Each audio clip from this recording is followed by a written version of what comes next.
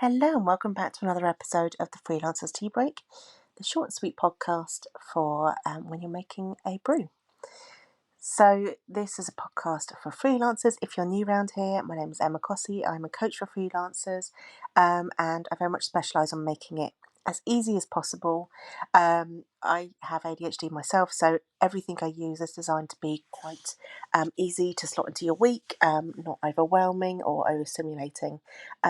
But that basically means it's easier for everybody else as well. So the last week we kicked off a kind of spring clean theme by spring cleaning our finances a little bit.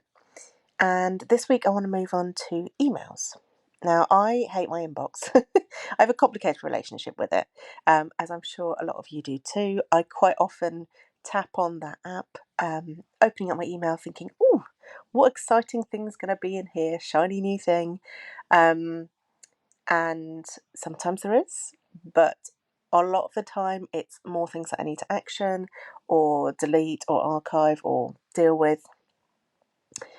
And it can be really, really overwhelming. And I do struggle with my email a lot.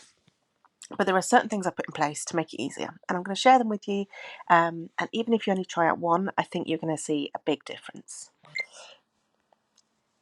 So the first one is create a filter for your newsletters. Now, I know if you're using Gmail, they do have kind of an option where you can filter in the emails to like I'm trying to remember what it's called. There's social, there's updates, I think.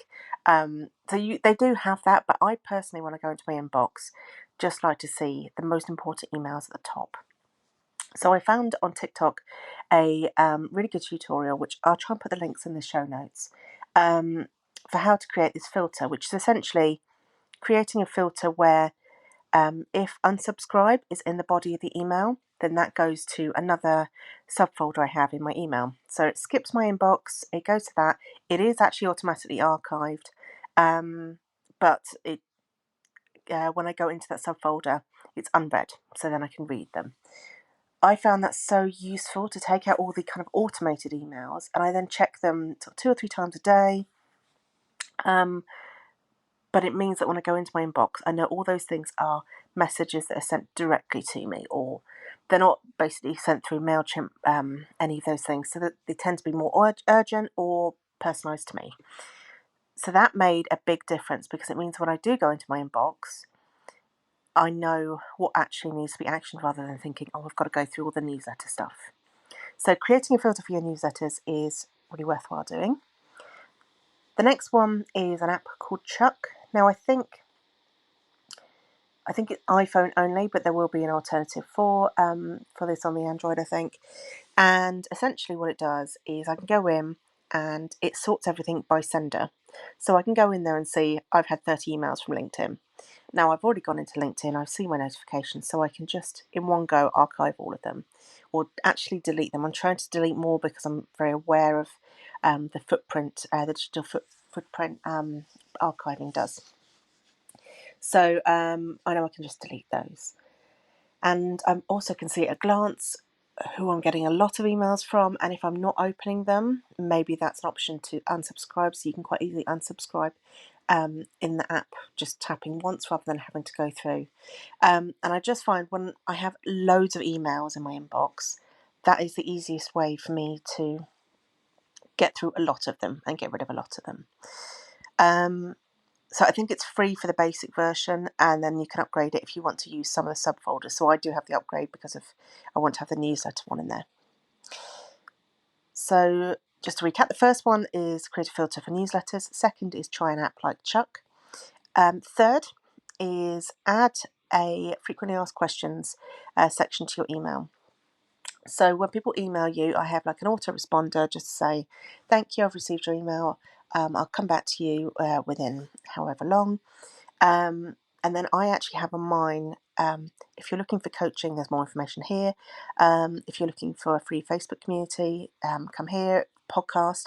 So I have some other resources, which means that sometimes when people have emailed me asking about coaching, it will take them straight away to that page. Or if they have a question that they need an urgent answer on, they can go to that Facebook group and ask for support there. So I find it just gives them a bit more of an immediate answer if I can't respond quickly. Now, there is some controversy. Some people feel like this is going against GDPR because you are emailing them back with things that could be selling your services. But I would only do it with people who have emailed me, and I'm not hard selling in any of those. I'm just giving them options whilst they're waiting for my response. So it is a decision you need to make yourself, but I find it very easy, and I find it much easier when other people do it as well, that I can quickly get an answer. So that might be something that's worth considering, and save them time.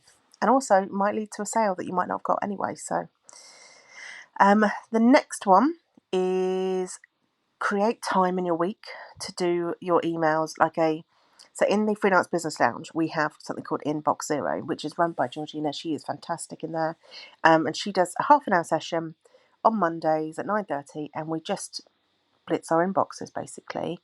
We're not necessarily responding to emails, but we are dealing with emails, like working out what needs to be deleted, what needs to be actioned, that kind of thing, and adding them to our to-do list. And I take that a step further because I use something called Sunsama, which I'll pop the link to in the show notes, which is a fantastic tool that allows me to take my emails and turn them into tasks. So I don't have to go into my inbox and make a decision again and again. I just do it once when all those emails are in, turn them into tasks, and then I can archive or delete them from my inbox, and it just clears the decks there. So it's already a task rather than another decision to make. And there's loads of other things in Sunsama you can do, like you can add these to your to-do list. You can put them into different categories. You can assign them to people. You can. What I tend to do is have all my tasks in my daily to-do list, and then add it into time slots throughout the day into my Google Calendar, so I can see where I'm at with everything. So essentially, if you don't want to use Sunsama, it's fine, but carve out some time every week to try and clear your inbox a little bit. It just makes everything so much easier. And I wanted to also mention newsletters as well, because I know some of you will have newsletters. And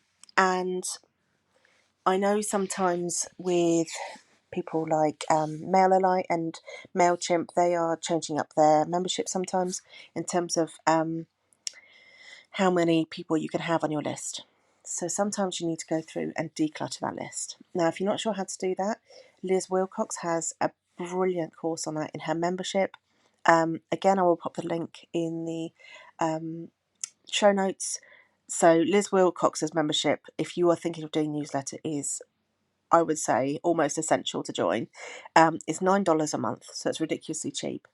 She has email templates that go out every week, and they're kind of in 3 versions, like the bare bones, a bit more kind of information that you can tweak, and then almost a copy and paste. So depending on how much writing you want to do. So she does that, but she also has several trainings around things like email opt-ins and, like I mentioned, cleaning up your list. And it's actually something I need to do this month as well. So I just thought I'd mention that in case you're using your newsletter and you kind of are at a point where you need to clean up your list a little bit. So that's a few different things. I'm just going to sum up. Create a filter for your newsletters. Try an app like Chuck or any of these apps that makes it easier to filter through a big heavy inbox. Add an FAQ to your email if you think it's appropriate, and create Inbox Zero time. And if you're interested in the newsletter side of things, have a look at Liz Wilcox's membership. And yeah, I think it's so easy to get really bogged down in emails. And I think the only other thing I would say is have a think about, are there other ways that you can be communicating with your clients that are more efficient? Like, would it be better to use Slack? Or would it be better to use a Google Doc where you can add comments? Or even things like Voxer or Business WhatsApp? If you find you have a lot of toing and froing throughout the day by email, it might be worth having a look and seeing if you need to outsource or use another tool instead. So that is your second spring cleaning challenge. I'd love it if you just tried one. You don't have to do all of them. I mean, the app like Chuck, that could be a very easy one to do sitting on the sofa, or even that creating that filter for your newsletters could be a really nice, easy one as well.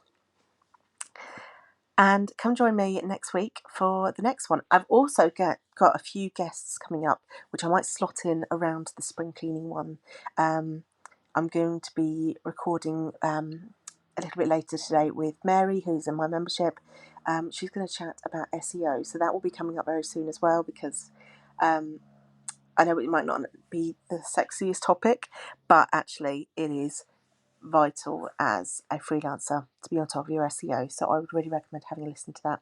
And Mary is absolutely lovely. She is so warm and friendly, so I think you'll get a lot out of that episode.